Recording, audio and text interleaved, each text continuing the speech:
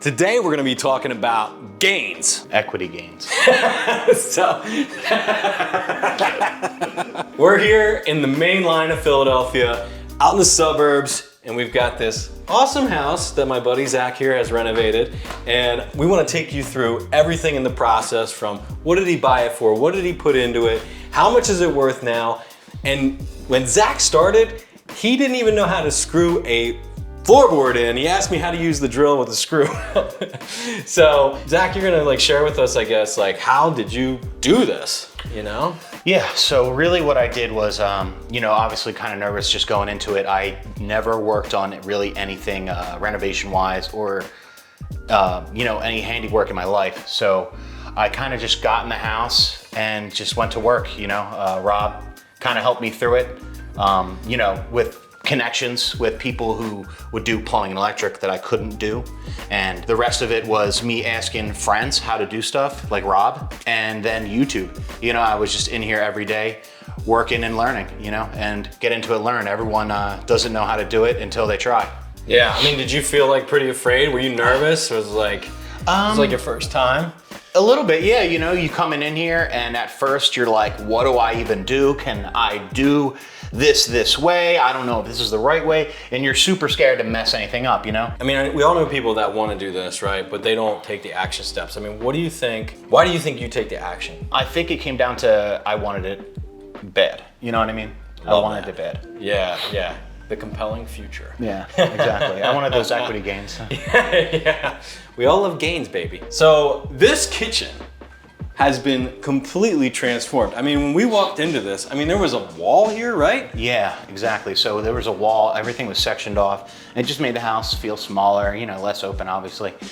So I really wanted to get rid of this wall. It wasn't supporting when we took a look. Yeah.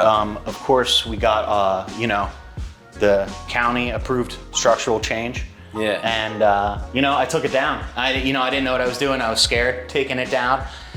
But, piece by piece, I took the wall down and shoveled it out the front door. You did this whole ceiling too, didn't you? Yes, so the ceiling is all new. There was a drop ceiling with layers of different lights from the 100-year-old home. So, when you came into this place, obviously the kitchen was a sore spot and now it's the gem.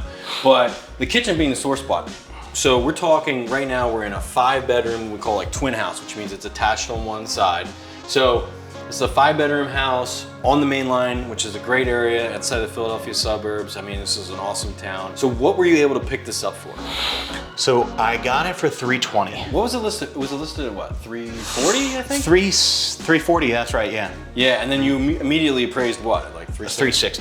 $360. Yeah. So immediately on the day you closed, you had equity. All these renovations that you've done, I guess you've refinished the floors, done the kitchen, ripped this out. You've got some new bathrooms to check out. Right. New bathrooms upstairs. So what all in did you put in, do you think? Just in renovations?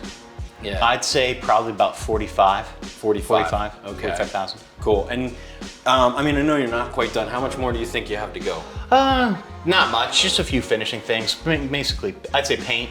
Maybe a little bit of the front porch, but that's kind of just like a, vanity project more of, I think it's gonna appraise well without the front porch. Yeah, absolutely. You've put in about 45, maybe you do another 5. So let's say you're in for 50, so you're at 370. What do you think it's worth today? I'm thinking just based on the comparables that I've taken a look at, what's selling in the area for, square footage in bedrooms, bathrooms, I'd say about 525. Wow. Something around there. So 527. So I'm doing the math. That's about $150,000 equity gain? Yeah. Jeez.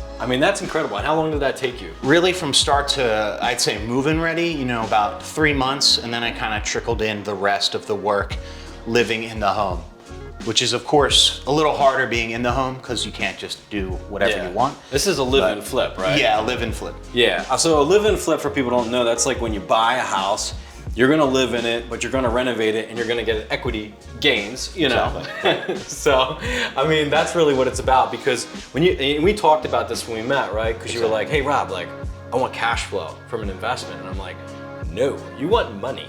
Right, right. Right, and we talked about that because it's 150,000, right? If you're cash flowing $1,000 a month, right? How many months? It's 150 months. And I think that's cool because it's more accessible to a lot of people, right? Because you can go like the 5% down loan. And Right. Is that what you did? Yeah, I did 5% down. So as your primary, you can do a 5% down loan. So I mean, really on 320, you're only bringing what, like $25,000 or so. Yeah, with closing costs. Yeah. So it was super cheap to get the money down on like maybe a more expensive flip.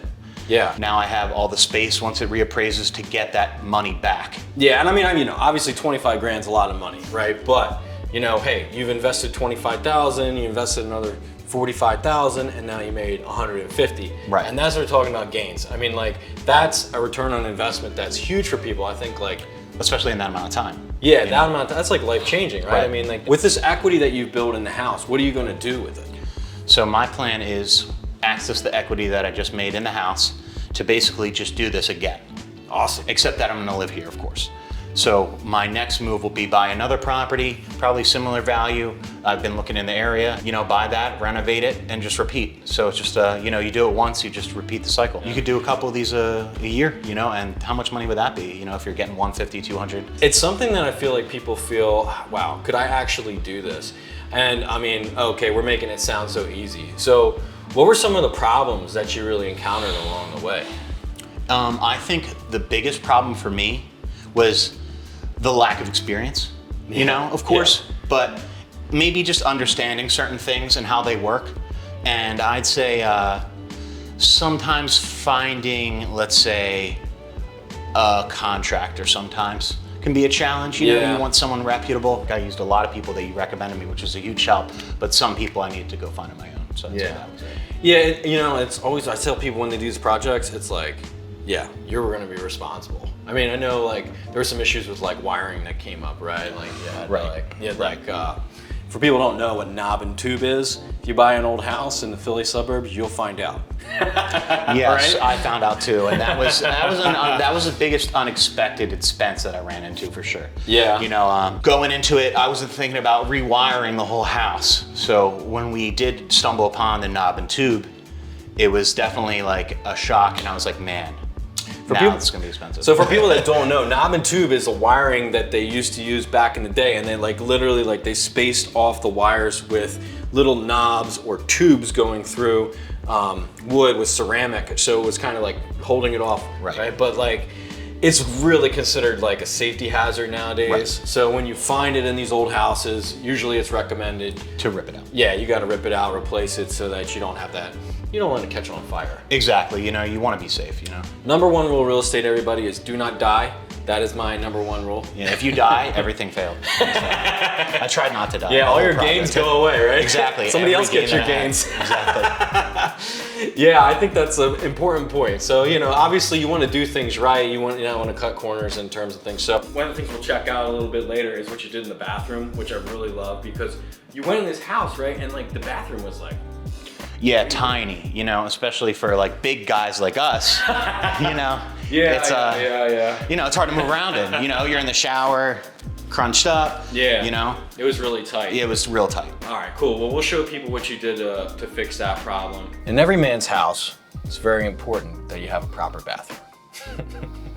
So hey, when people are looking at a house, right, and they saw this bathroom, they're probably thinking Right. what am I gonna do with this? Right, you can't fit in it, it's too small. You have a family, it's a 5-bedroom, but my bathroom is the size of a small child. Yeah, you got you've got a gnome bathroom upstairs as well. So this has one full, 2 halves. 2 half meaning just toilet vanity. Downstairs you got one, which you really did nice. You had a little bit of space, did an awesome job with that. And then you've got this little sort of domed, low ceiling bathroom upstairs. So this is really important to the house. And I mean, the main problem really was the tub was almost just, there's just it was a small tub, it was just tight. So initially when you saw that, what did you think, I was definitely concerned because, like I said, we're bigger guys. And moving in there, I was thinking of anything I could do to restructure the bathroom to make it a little bit more economical. Move things around. Exactly. Maybe I put the toilet here and move the tub this way because the way they have it wasn't that great. When I looked at other bathrooms, I was like, so that's how they do it now. And this is how they did it 100 years ago. I think it was built in 1910. 1910. So, but basically I was thinking, going through every possibility, talking to plumbers and different people, seeing different opinions that I could, you know, what I could do. And it would have been incredibly expensive to, number one, move the stack pipe and do things like that, which is like moving the toilet. So another idea was, which also scared me, was break down the wall to the other bedroom next to it. Yeah. So that's what we did. Yeah, and I think like we talked about it because it's like we've got 5 bedrooms in this house, and we've got a small bedroom here, another one here, your main bedroom up there, 2 more upstairs. Right. So it's like you've got plenty of bedrooms, and 1 bathroom. It's almost like a mismatch. But we didn't want to lose a whole room by doing some kind of crazy big thing and really lose lose some of the value of the house. So, you know, just bumping this wall back, I think what, about a foot? It was like a couple feet. I forget the exact inches. I remember measuring it because I was actually very particular about this, because a lot of people I talked to said, you know, why don't you just take the wall out and then you can make a huge fancy bathroom? And I said, that's all good and dandy, but I don't want to lose the value of a bedroom, you know, as far as getting equity. And I think it would be a lot of expense to turn a big bedroom into a bathroom. Like you're talking a very expensive renovation, which is then going to impact your bottom line. So it's like, can you get a good bathroom in, and then that's going to appraise? Because I mean, really, like you're trying to get that equity gain. The main person you want to impress is that appraiser. Right. So the appraiser comes and he tells you how much it's worth so you can get your line of credit. Right. That was my whole guiding principle. It's like, what is this going to appraise for, and what's going to be your best ROI? So Zach, if someone's looking for gains, equity gains, what do you recommend to them, man? What do you think they should do? I would say just start looking, you know, with a realtor you trust at different properties, someone who knows what they're talking about, you know, not just someone who's going to just send you a bunch of nonsense, for instance. Yeah, you know, I always think it's good if you can find a realtor who's got investment properties or doing flips. You know, I'm a realtor doing that, so in the Philly suburbs, I'd be happy to help people with that. I'll keep helping you and other people. If you want to go to the dentist, you want to go to a dentist that has teeth. Right? Right, exactly. Yeah, exactly. Don't trust a dentist who doesn't have teeth. Don't trust a realtor for investing who doesn't have investment properties or doing that himself. All right, so for people watching today, I just want to say thank you so much for checking this out with us, and I hope you found it encouraging. You know, if I can help you, let me know. Don't be a stranger. Don't be afraid to reach out. You know, Zach's obviously also an open book. He's like the most helpful guy ever. He looks kind of intimidating. I'm scary. Thanks, everybody.